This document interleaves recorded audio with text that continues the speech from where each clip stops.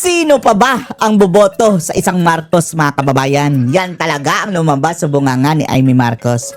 Nung tinanong siya ni Karen Davila, mga kababayan, na sa 2028, Madam Amy, tatakbo ka ba sa mas mataas na posisyon? Mabuti naman, mga kababayan, at base dito sa sinasabi ni Amy, ay mukhang mahihimas-masa na tayo, mga kababayan, sa ating pinag-alala na aakyat siya sa mas mataas na pwesto, mga kababayan. Baka mag-vice president siya kay Sara dahil ayaw na natin eh.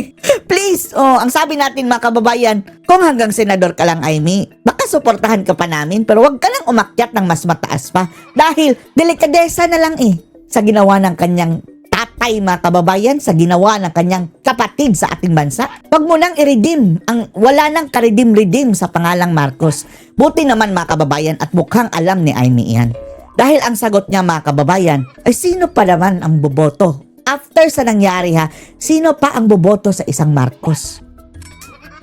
Kaya ang sabi niya, mga kababayan, wala siyang plano sa 2028 na umakyat sa mas mataas na pwesto. Anyway, hanggang 2031 pa naman siya, mga kababayan eh. At last term na niya ito sa pagiging senador, mga kababayan. At anya, dagdag pa niya talagang addict si BBM, mga kababayan. Sinabi niya talaga, lulong sa illegal na droga. Panoorin niyo po Is come 2028, is Senator Amy Marcos going to run? Yan, Amy. Pakiusap, Amy, delikadesa na lang, Amy. Sa laki ng damage sa ginawa ng iyong tatay, ng iyong kapatid ngayon, huwag ka nang mangarap na ikaw na ang magre-redeem na naman, mga kababayan, ng pangalan ng pamilya Marcos. Enough is enough. Diyan ka na lang sa Amy. Diyan ka na lang sa Senado. Please. Huwag kang mag-ambisyon na makipagtandem na naman kay Sara. Please. Tama ng Marcos. Kung sa Senado lang, mga kababayan, okay lang eh. For higher office, because clearly at that last rally you made news by criticizing your brother, talking about his past. We don't have to get back into it, but people are asking, why is Senator Amy doing this? What is she planning to run in 2028? Anong plano po ninyo, ma'am? Well, wala sa akin 2028 eh. I survived 2025. Malaking bagay na yun. Talagang, Diyan ka na lang. Happy to land at the bottom of the list.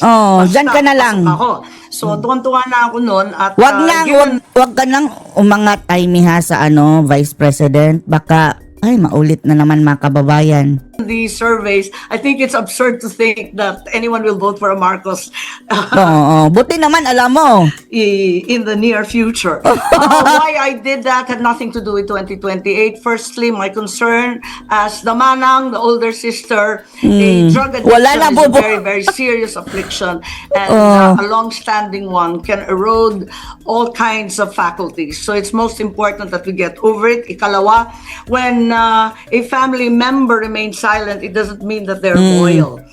It could also be that you break the silence in order to help someone. I believe that privileged information Buti can naman, also be... Tandaan namin yan, Amy, Sabi mo na you don't think na mayroon pang boboto sa Marcos? Tandaan namin yan. Kung magsisenador ka pa ulit, pwede ka pa namin iboto, pero mas mataas pa doon. Wala na. Crime is to be broken, and certainly illegal drugs are not allowed by law. You cannot compel family members to aid and abet illegal actions. At syempre, ikatlo, national security issue na kapag napakataas na opisyal ang may tama. May tama. Good job. Good job. Diyan, napahanga mo kami sa realidad na sinabi mo. Kaya obligado na rin ako bilang Pilipino, bilang senador na magsalita. Kung may kinalaman to sa 2028, alam naman maglabas ka ng ebidensya. Barkada ko naman talaga, kaibigan ko si VP Sara. Nag-aalinlangan yun na tumakbo.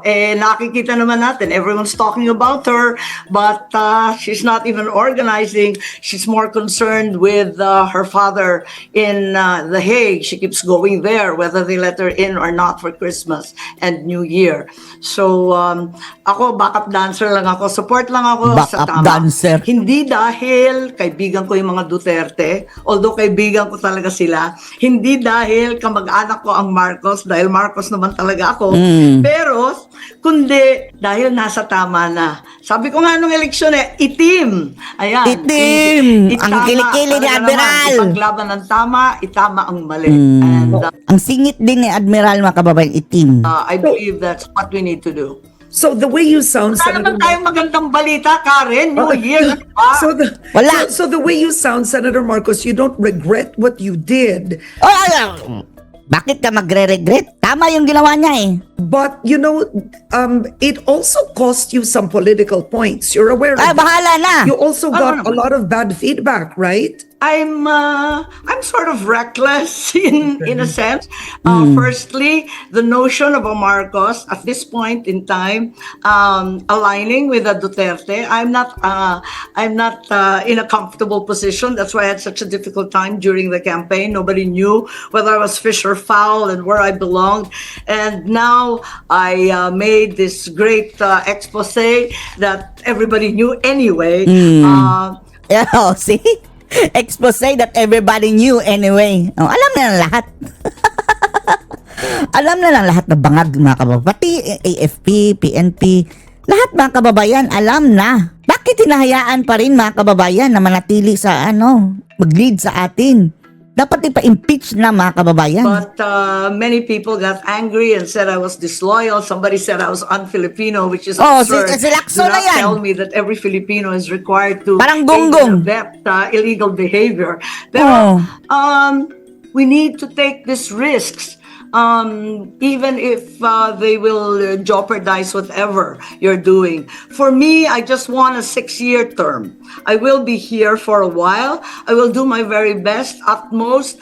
Of course, primary para sa akin, still my agrarian reform beneficiaries, yung mga land reform beneficiaries, yung farmers, the marginal farmers and fisherfolk, and foresters, so until today are really suffering. We have a slew of farmer suicides because of the rampant importation.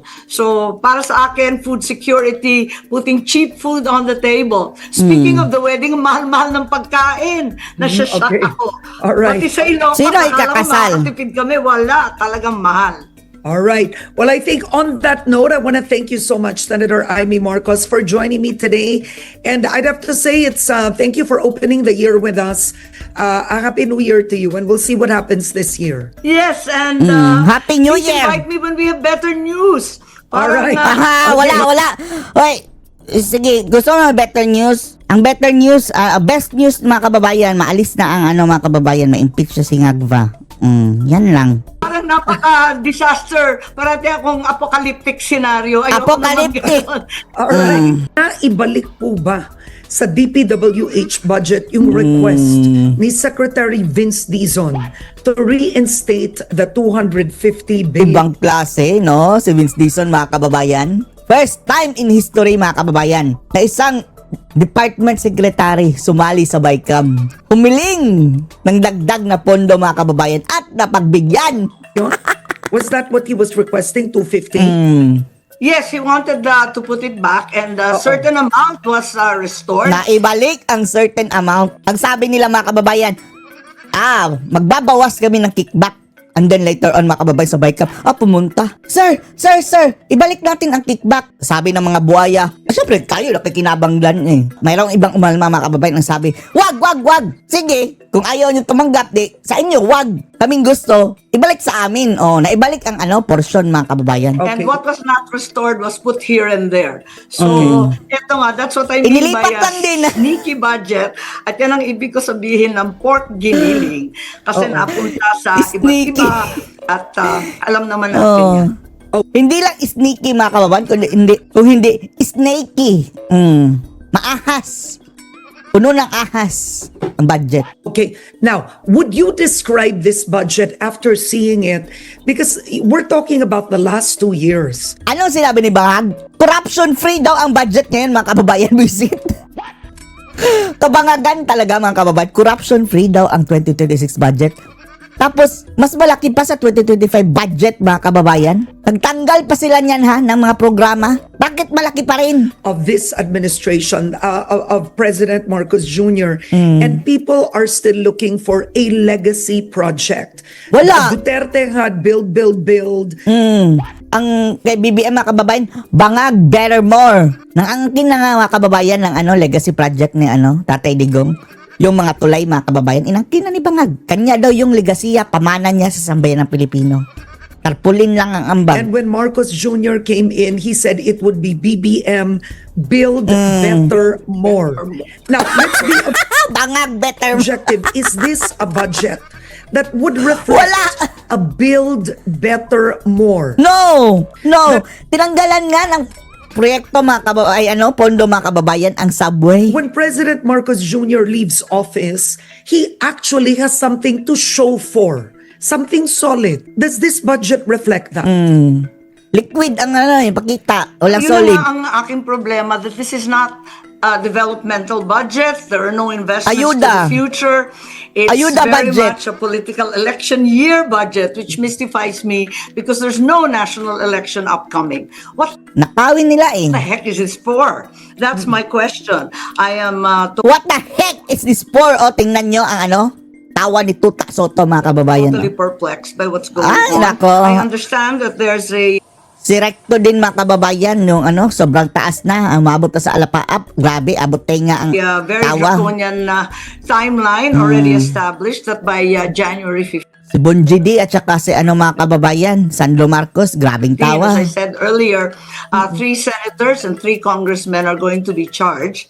Thereafter, February 1, the ICI will be disbanded. Kung sa bagay, nag-resign na sila. Wala pang lumanap. Madisbanded Mas na! ulat na maliwanag at sangkatutak na listahan, turuan Turuan. at pagdi-deny ang naabutan natin. And thereafter, February 6 is the magic date. Ay, Karen Davila. Why don't you ask, Amy Marcos, additional information doon sa kabangagan ni BBM? Yung pagiging addict niya. We want more information about allows, that. a new impeachment to be filed. As a matter of February. fact, many of the lower houses representatives have come to us, have been asking the Nagsumbong na. advice and counsel of the senators regarding the change of leadership because there is a sense that the speaker may be too kind, may be too soft, and that Boji may be unable to generate the votes necessary for an impeachment. All right. So let's start with that right now. No, the flood control hearings. The administration has promised. Wala na. May Wala na makukulong na big fish by December 15. Walang nakulong na politician. They gave that date and nothing happened. People were disappointed. And number 2, among the names mentioned, you have former House Speaker Martin Romualdez, who, of course, Senator Ping Lacson said the original sin starts really with the pork coming from the lower house insertions that are made. But you don't have former Speaker Martin Romualdez in any of the names that are mentioned really for cases Yan lang katakataka. to be filed. I want to ask first your point of view on that. What do you think of former Speaker Martin Romualdez? Do you think charges will actually be filed against him? Or is this administration out Not in this administration. Sana nga, mga kababayan, pagdating kay Sara, tuluyan na lang si Romualdez, mga kababayan. to protect him? Well, it seems apparent. Ang sabi mo, dinideny nila o hindi linilista si Martin, yung aking pinsang buo. Nakakaloka talaga. Pinsang si, buo, kapatid mo pang isang bangag, sabi mo. Bonjing. Si Bonjing, hindi naman Bonjing. binabanggit. In addition to that, aside from the fact Hindi binabanggit, lalong-lalo na sa media, mga kababayan, dahil hawak niya ang media that industry. they're somehow forgetting his name, they have also been very fervid denials that there's Fervid? any direct link daw. Wala raw koneksyon. Napapakamot na naman ako ng ulo sa mga statement ng mga Rimulya. In interview mo, nakinig naman ako. Sabi ko nga, Sa payan. talaga naman Mga bending dalo. guilty as sin naman, nagmula naman talaga dyan. So I'm wondering why this is occurring. Either two things could happen. I was thinking that perhaps after Saldico, he would be charged, but evidently that's not the case. When in fact, that should have been. And thereafter, ija-jogging na lang yung kaso. Alam na natin yan, di ba? Ipopostpone nang ipopostpone. Oh, ngayon, wala talaga eh. Sige, i-postpone ninyo hanggang umabot na 2028. Payag kami. Dahil kapag didesisyonan yan ngayon, mga kababayan, bago bumaba si Bangag, absuelto. Absuelto. Mamaya, dismissed on technical grounds, may kakulangan, blah, blah, blah. Alam na natin. Pero in this case, in your face. Talagang dinideny, pinagtatanggol, pinagtatakpan. Hindi ko talaga maintindihan na. So, frankly, you are not hopeful or optimistic because the DPWH did announce, I remember by November last year, they did announce that they are recommending charges to be filed against the former speaker. I remember, I think the president himself announced that the DPWH was recommending it. But given it is now January 2026, are you optimistic, Senator Marcos, of any Yes, kind? no, to tell you the truth, nung August pa, nananagilid na kami.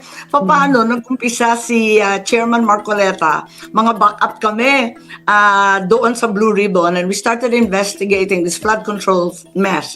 And then we brought up the subjects of the unprogrammed, the 800 billion, pinakamalaking kitty ng DBM, the DPWH, and of course, all the insertions that magically appeared during the BICAM or the small BICAM in 2025. You will Magically recall I appear. never signed the 2025 budget either. And as a matter of fact, made a privileged speech in December 6th of 2024 urging E.S. Bersamin at that time and Nasaan na si Bersamin? Secretary Yan, Amina. dapat kasuhan Huwag din. papirmahin ang kapatid ko dyan, ma'am. Dadali tayo. Pinirmahan So, eh. you advise that? You told Ay, sinabi Secretary ko, Mina Pangandama noon? Hindi, tumayo ako. May privilege speech ako doon. Talaga sinabi ko, huwag din niyo papayagan at patay tayo dito. Talagang kalokohan to. Paano na yan? Siya nga ang nagpa-insert. Ayaw niyang permahan. Marami siyang insertion. 100 billion daw, mga kababayan, di ba? At yung mga infrastructure projects, humingi ako ng listahan. I was asking for a list and all they told me, no, there's trillions there, but it's various infrastructure projects. Nagkakamot ako ng ulo. Anong various infrastructure projects? Various, no? Walang specific. Grabe. VIP? Anong pangalan ni VIP? Bakit walang listahan? Billion? How is this possible? So I was really, really perplexed about that. And thereafter, they urged us, pirmahan na ninyo yung BICAM report. Sabi ko, asan yung BICAM report? Ang kulit-kulit ko, tanong ako ng tanong. Basta pirmahan ninyo. Uy, hindi naman ako pwedeng pumirma. Hindi ko pa nakikita. Yun, yung mga blankety blank. May Blankety blank. Grabe. Mga blankety blank. 67 yata na blank amounts. I'm like, alam mo, Ilocana ako, hindi ako nagpipirma ng mga blank check, kakanervyos. And Ilocano din ang kapatid mo. what happened? I never signed it. I knew it was going to be trouble from day one. And I knew that this flood control mess was going to go nowhere when Chairman Marcoleta was removed from the Blue Ribbon Committee, because thereafter, talagang hinihinto na kami kapag umaabot na kay Bonjing, Tambaloslos, Bonjing. umaabot na kay Sandro, Dambuhalang sanggol. umaabot na sa palasyo. Biglang talagang may iskerda na sila eh. Talagang, okay, Oh, yan si Lacson, no? Isa yan sa mga hudas, mga kababayan, no? your time is up. Your time is up. Wala yan sa topic. Hindi naman unprogram pinag-uusapan kay Secretary Amina. Puros ganon. So, alam na namin, wala na talagang patutunguhan to. Pakitang tao na lamang. But then one would think that Senator Ping Lacson would he would be more objective. He would Kasabwat yan eh. Bagoong Pilipinas yan eh. Hudas yan. Yan ang be more katotohanan. fearless. He would not protect any particular public official in any way. So are you saying that the leadership Diyos ko, of Lord. Senate President Tito Soto and Senator Ping Lacson under the Blue Ribbon Committee, they were not completely objective and fearless with the investigation? Kaya nga, yan nga, sabi ni Amy, kapag mapupunta na kina Marcos, Sandro, Tambaloslos, nag-iiba na ang direksyon.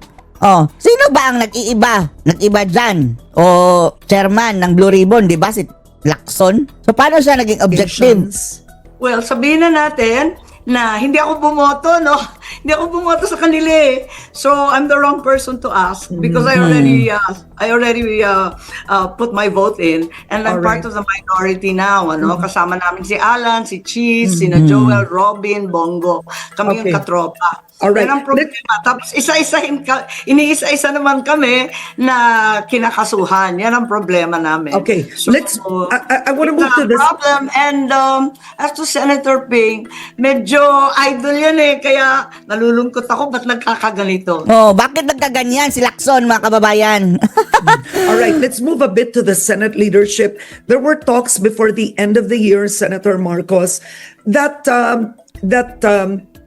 Senate President Tito Soto could be changed.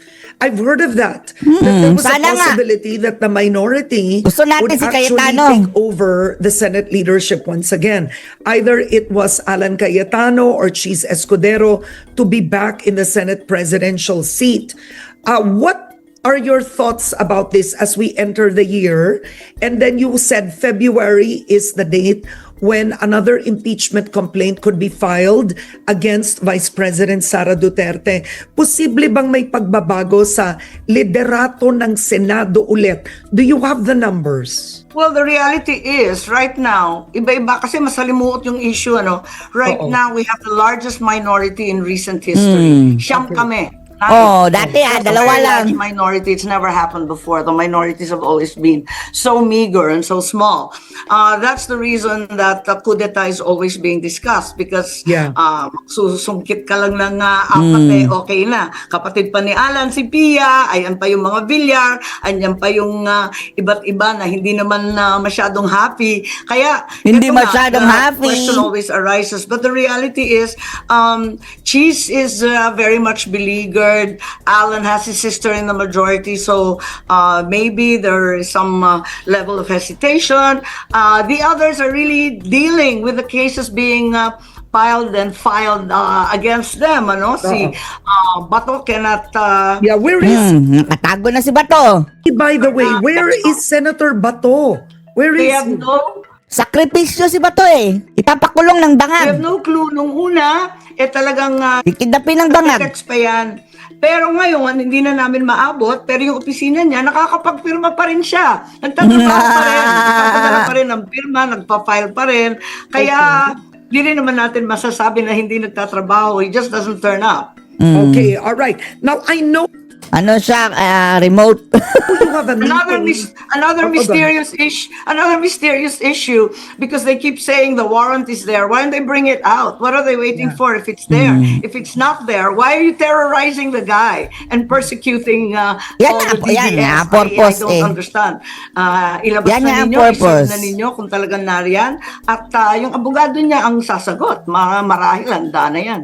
Okay, now I know you're rushing off to a meeting. If you can indulge me with just two very quick questions, Senator Marcos. I know you have a My meeting. great at meeting 8:40. is a wedding meeting. My Okay. bunso is getting married. All right, okay. But number one, you are the chairperson of the Foreign Affairs Committee. So I want to take your statement, frankly, on what the United States, just moving off a bit, what the United States has done to Venezuela. Kay Maduro. First of all, right now, what is your stand on this? Ang nakakatawa mga kababayan, itong mga rebelde. Marali-rali pa na mga kababayan, mali daw ginawa ng Venezuela. Tapos, the same mga kababayan ang ginawa kay Tatay Digong, kay Maduro. Uy, Diyos ko. Ito mga hypocrite mga kababayan, nakakatawa na lang. Philippines, Well, basically, ang dapat natin isipin, anong ibig sabihin dito para sa Pilipinas, no? We've been invoking time and again the rules-based international order in our claims in the South China Sea, in the West Philippine Sea. We've been saying that international law must be paramount. Paulit-ulit Yeah. tayo. We invoke the 2016 Arbitral Tribunal decision, and we are always saying that this is the case. But very clearly, and siguro sagad na yung tao sa UN Charter, yung Article 2, Section 4, paulit-ulit yung Act of Force, ano? Talagang bawal to. Wala namang UN Security Council resolution. There's no law or declaration of war from the US Congress even. And there's certainly no act of self-defense kasi ang inaatake yung Venezuela. Ngayon, ang problema dito, our principal defense ally is the US. So Yeah. our question will be, para sa Pilipinas, is this a warning that they can do this to us? Not only the US, but any major power, any big power can do whatever they like to small or weak powers. This is the issue. We're very aware that the United States has done this before in 1983 sa Grenada. Meron tayong Granada? 1989 sa Panama. Sunod-sunod na yan. Di ba? Yung NATO, tinalikuran, binawarningan, pati South Korea. So umaasa tayo sa US at talaga naman dapat asahan natin ang principal partner natin. But once again, we come back to the fact that in the end, Filipinos will defend the Philippines and a self-reliant defense posture is essential. Also, the Philippines is very like Venezuela. We have a similar history. Ay, wala tayong oil. So, walang problema mga kababayan. Under the Spanish, we're Catholic, thereafter naging American. So, what does it mean for small countries like us? Pwede lang tayong dakipin ng China, ng Russia, katulad ng ginawa ng US, balikan naman tayo naman. Aside from being the chairperson of the Foreign Affairs Committee in the Senate, there's also a personal history here. And that's 1986. As Yeah. far as my father and my family was concerned, nakidnap kami. Halangan. Bakit hindi kayo mapalayas, kurakot ang inyong tatay? Tapos ano pa, dinagdagan pa ng the junior ninyo. Punta kami sa Anderson Air Base in American planes. We ended up in Guam, thereafter in Hickam Air Base in Honolulu. As far as my father was concerned, it was an outright kidnap. And you saw similarities. In a way, Maduro was actually, I won't say the word kidnapped, but they used the word he was seized. He was arrested and now he's in New York. That's correct. That's correct. So, di ko sinasabi na eksaktong pareho, pero alam natin na nangyari na yan. Binaril si Salvador Allende, namatay siya dun Binaril din si Ninoy. sa lugar niya. Pagkatapos noon, we also are aware that Noriega was brought to the US and jailed. So these things have happened, and it should be fair warning to all that as much as we like to invoke a rules-based international order, might makes right. And perhaps international law at the end of the day for the rich, the powerful, and the mighty are mere suggestions, and there will be obeyed only when they're consistent with national self-interest. Discarded when they're inconvenient, and block whatever the self-interest is, whether it's Afghanistan, whether it's AT&T, as in some cases, and AT&T? certainly whether it's the oil industry in very oil-rich Venezuela, whose known reserves exceed the total of the US and the Saudi combined. Thank you very much. Okay. Anong masasabi niyo dito mga kababayan? Post your comments below.